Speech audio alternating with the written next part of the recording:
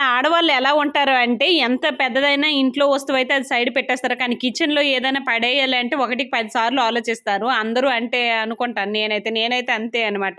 ఇంకేమైనా పాత పడిన డబ్బాలు ఇవన్నీ పడేయాలంటే చాలా కష్టం అనిపిస్తది. ఉన్నినిలే ఇంకెందుకులే వేస్ట్ చేయడం అన్నట్టుగా అయితే అనిపిస్తది.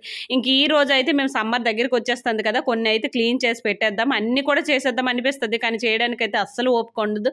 సరేలే నేను ముందు నుండే అనుకున్నాను. రోజు కొంచెమేసి అలా తోమేసి పెట్టేసుకుంటే ఇంక నాకు కూడా కొంచెం ఈజీ అవుతది కదా! అని చెప్పేసి ఇంకా హాలిడేస్ అయితే దగ్గరకొచ్చేస్తున్నాయి కదా! ఈరోజు మార్నింగ్ లేవగానే అనుకున్నాను స్కూలుకి లేట్ అయినా సరే కొన్నైనా తోమాల్సిందే అని చెప్పేసి ఇంక ఇవైతే నీట్‌గా క్లీన్ చేసి పెట్టేసాననమాట.